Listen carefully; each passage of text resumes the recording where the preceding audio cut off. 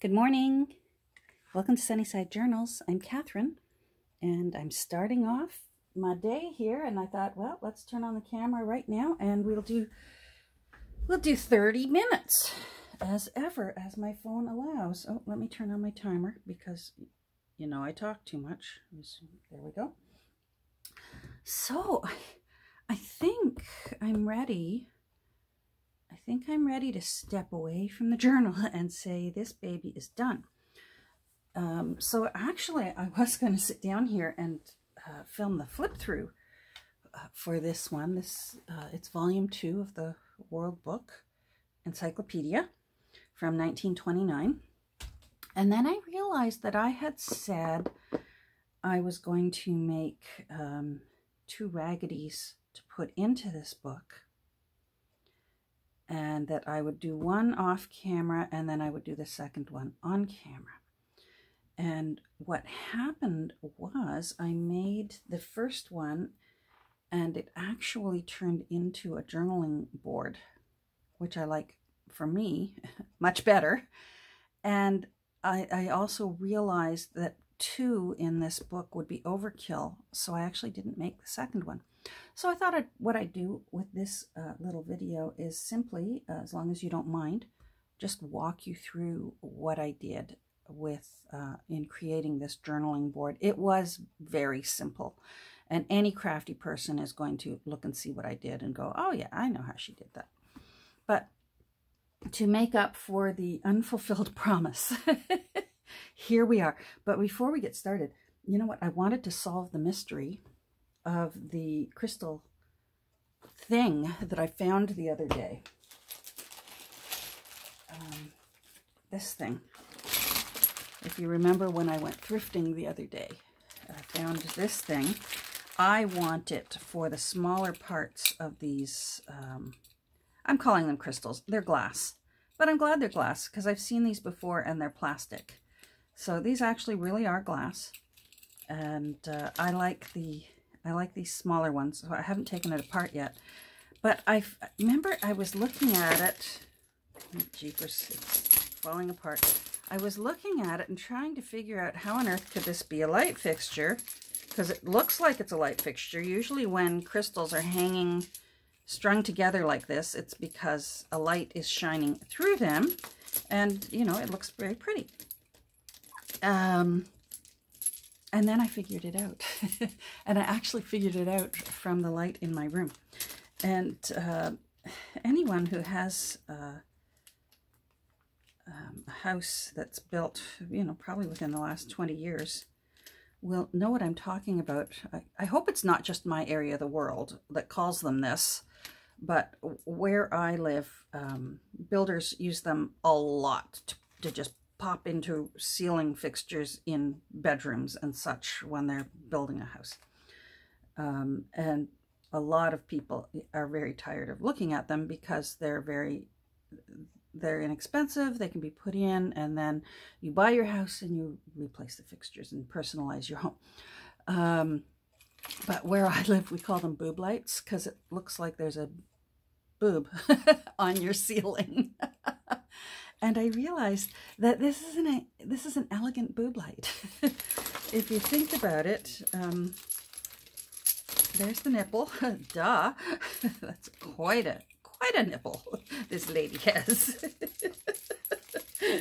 Oh boy, what a way to start a Monday morning. Anyhow, if you can imagine, let me move these. This is the outside, but it would go this way, and then all these string of lights come up and around, and there must have been another kind of ring or whatever that attaches to the ceiling. And then you've got these strands of crystals that sort of hang down and all meet together at the areola and nipple. Sorry, that's just what it is. So I solved the mystery of what on earth was this? And I do think I am going to I will at some point, probably in the next couple days. I'm going to take a little break because I've been working feverishly on the World Book. So I usually take a break and clean up and then decide on my next book, which I do know which one I'm going to work on.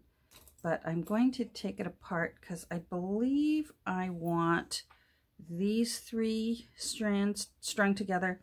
And then I think I want those ones. I'm not interested in these big square ones. So that's the solved mystery of what on earth is this that Catherine bought. Oh, look how cute those are. Oh, you know what? I don't want to lose those right now. It's going to be a puzzle to put back together. Oh, yeah. You're going to be a stinker, are you? Okay. All right. Let's just bend you out there and put, there we go, and back in. You're the one that I want off. So they're going to be cute. And I'm still no regrets from me. It was $1.99. I mean, my goodness, that's less than 2 chocolate bars where I live. So let's put that out of the way. So, my Raggedy turned journaling card. Let's go in here. I know I fall in love with every journal I make, but I really fell in love with this book. It has such a peaceful feeling. I mean, trees, forests, and children. I'm I'm happy with the colors. I love green. It's just, anyhow. All right, let's go to this. So, oh, let's take you off there. I want this picture somewhere in the journal. I mentioned it before. I found this book one day when I was thrifting. It was just called Hats. And it was literally a book of black and white photos of people wearing hats. Bizarre photos, many of them. And I loved this one. Initially, I thought, oh, that'll be perfect because it has trees in it. But if you look very closely right there, there's a man wearing a top hat because it's from the book Hats. So I had cut this out to save for the right book. This is the right book because those trees are just lovely and it's very peaceful looking and dense and lush.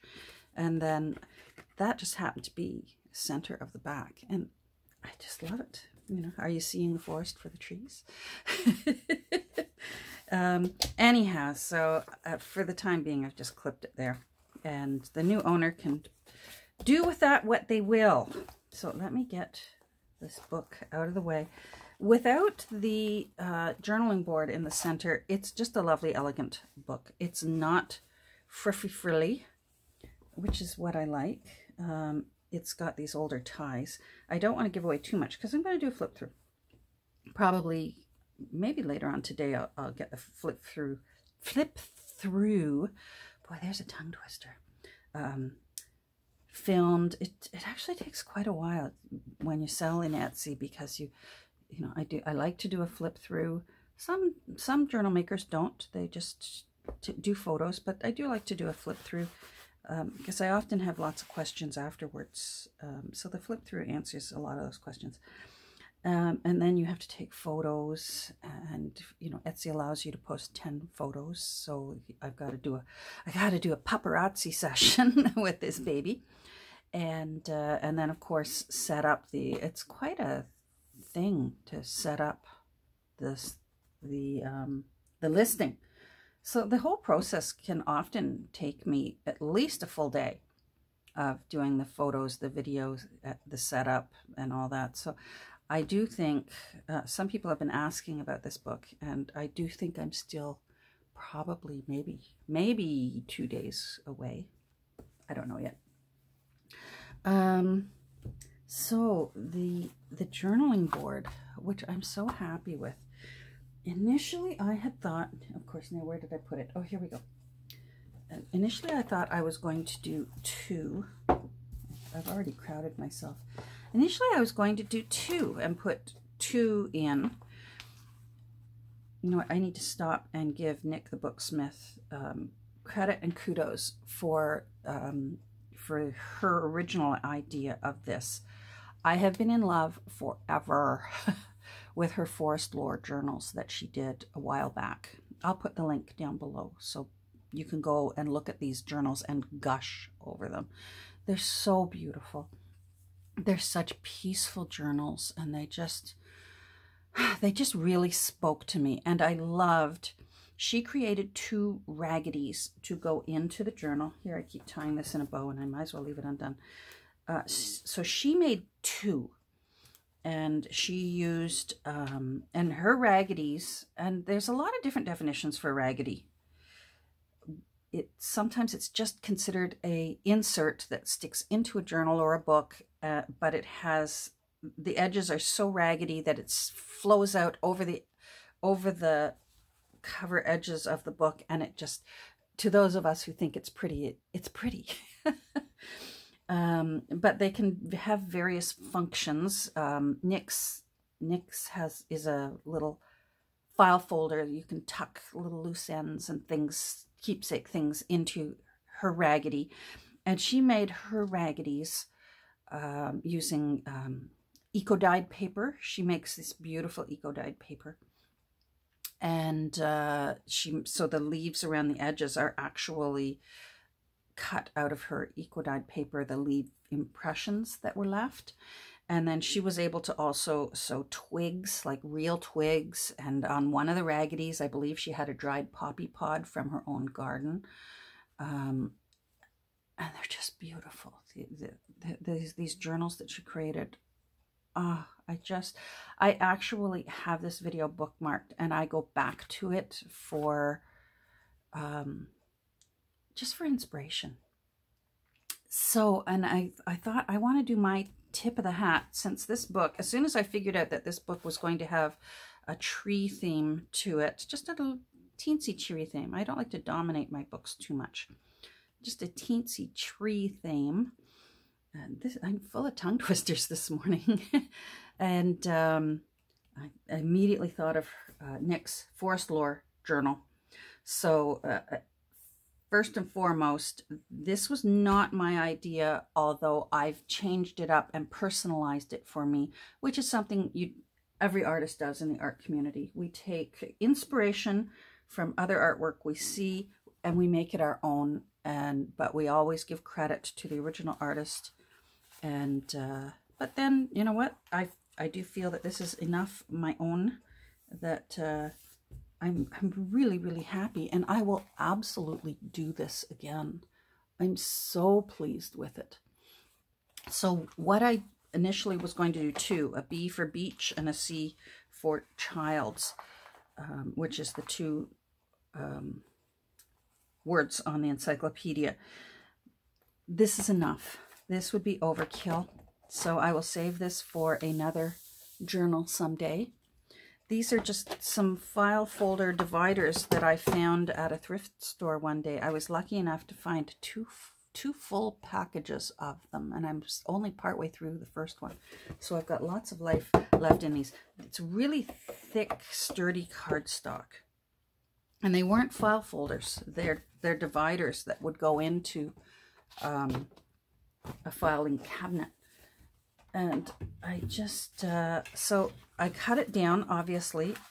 I cut it down to the size I want. The B, now I can't remember where this tab was sticking out, because see, it's quite long. So the B, I think, must have been about here. Yeah, because A would have been here. But I wanted the B down a bit, but I didn't want that to interfere with tying the ties, because I knew I was going to put permanent ties on this book. And I was worried that if this B was center, it could get bent and ruined by tying these ties. But I knew that I planned on using leaves from old silk flowers, and I had to hunt high and low in my thrift stores. I actually went to 3 different towns to find enough leaves off old bundles of silk flowers from thrift stores. One of the thrift stores, oh my goodness, they wanted like $8.99 for a bundle of old used silk flowers. And I thought, no, that's not happening. That's not thrift store prices. I don't know where they came up with this price. Anyhow, I did have success at another thrift store 2 towns over. And then I was patient, and I finally went to my own town thrift store, I think last Thursday. Was it last Thursday? It doesn't matter. And I had really good success. So I found quite a variety of different silk flower leaves to be able to use. So here was what I was thinking. I love this paper. This paper is from a bundle of, a pad of paper disposable Christmas placemats that I have, that I used for a couple of years. And there's so many because it's a pad. It's almost like a notepad, right? You tear off a placemat and put it on your table. Well, it's just my husband and I just find that it's easier to throw a fabric placemat in the wash than to be using these paper ones. And then, of course, I remembered I had them, and I've been using them in junk journals ever since because they're stunningly beautiful. And this one did have, because they actually are normally for Christmas, on other areas of it, there are red berries, which is, I guess, what makes it Christmassy. I don't think red berries necessarily makes something red and green. Red and green are just colors that happen naturally. But our world has adopted them to represent Christmas. So you can see here, I tore off the red berries. This will go to the new owner because the new owner may have a vision of something to do. These are the offcuts from the sheet that I used to create this. So I knew I wanted the Latin term for pine. I assume that that's the Latin term for pine.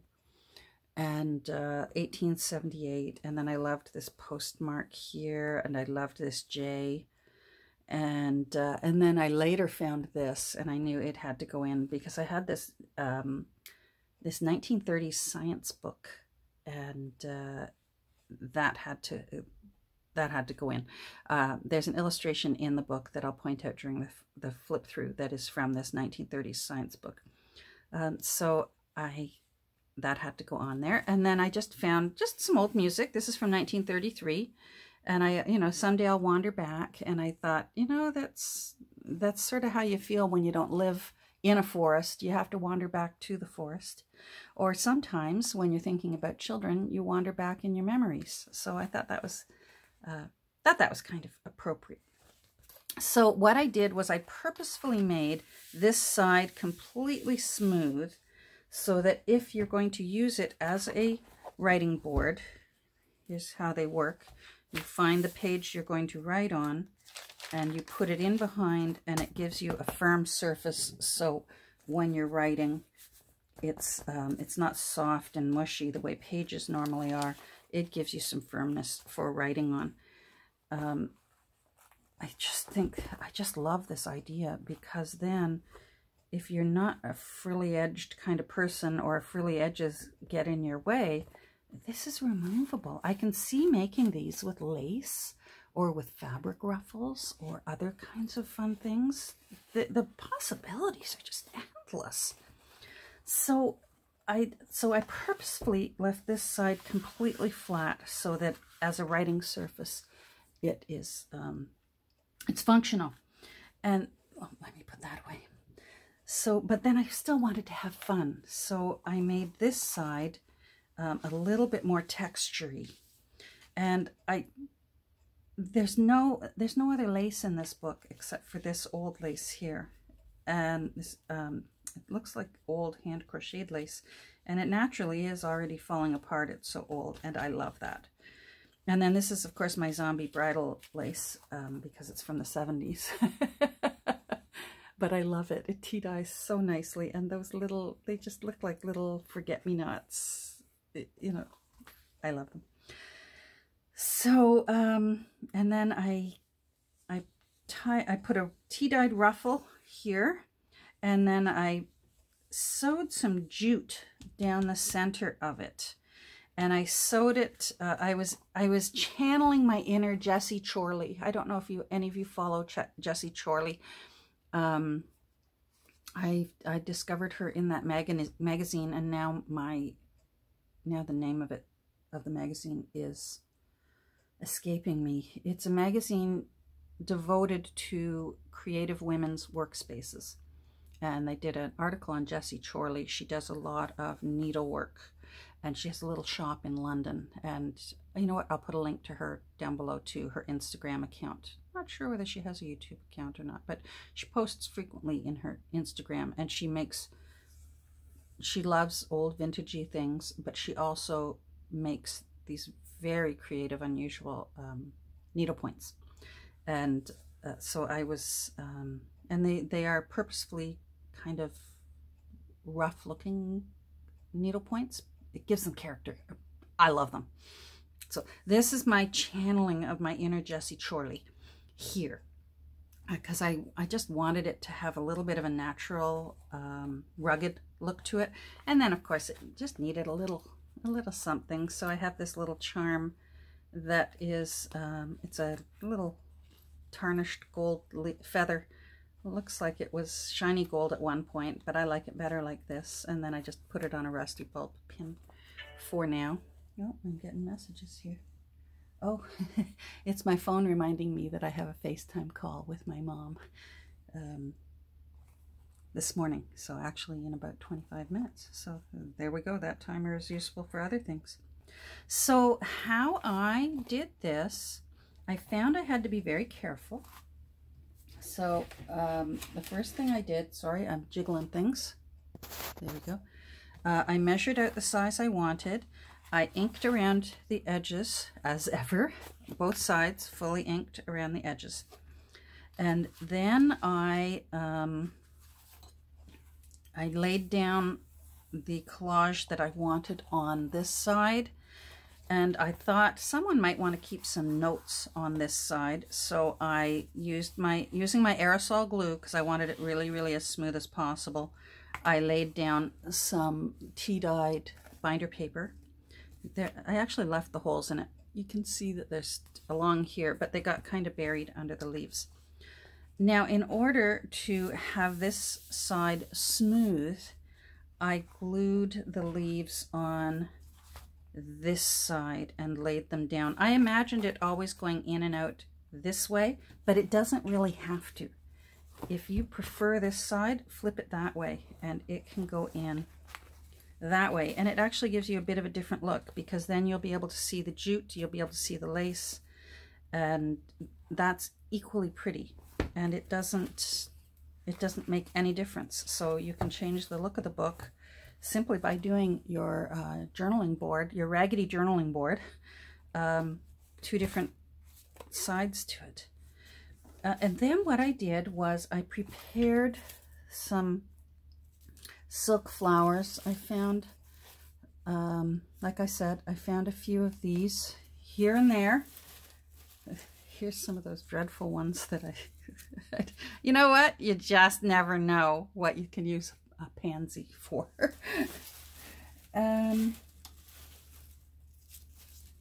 They've seen better days, but I just find that once they're glued down, you can't tell. And of course, that's my theory behind reusing things, right? I really, my journals, it's repurposed stuff. Well, I started this just by clipping these leaves and gluing them on. And then by accident, I discovered something that really helped. So then I peeled everything back up again. So let's say I was using this and I was gluing it on, and I glued them all facing forward so that all the leaves are facing forward. And I just glued them on this way. Well, they were getting quite bulky, and I discovered that if you flip over silk leaves, you can actually peel these plastic veins off. and it doesn't affect how pretty the little leaf looks. The little leaf still has the impression, and it still keeps the shapes, and you don't have the bulk of this plastic. So, and it did it with all of them. So fortunately, I was able to lift them all off, which I'm glad I didn't do it on camera because it was really, really crazy. But you could just peel off this plastic, find a little area on the leaf, and just start pulling, and it'll come off. See? And then you've got a really nice little leaf that you can use in your journaling. I'm so excited to try and use this in other places. There we go. So you can see here, this leaf still has the plastic stems, but it doesn't take away from the leaf being pretty and still looking like a real leaf. And yet, for gluing it down, it will glue down flat and not bulk up your cardboard. Seriously, there was hooting and hollering in my studio here when I discovered that, and all of them do it. It was just too good to be true. Like, here, watch this. Off it comes, and you got a cute little leaf. And then for some of them, because they're silk, I found that I could see a little white edge. So, you know, what do you got to do? You got to get out your Distress ink, and you've just got to go in with your Distress ink. And I think it looked nice the way it worked out. I found I had to be careful. I used my Fabri-Tac to do it because it's fabric onto paper. And I found that I had to lay down some Fabri-Tac, really spread it thin, and then lay down my leaf because, hold on, I have to cough. Pardon me.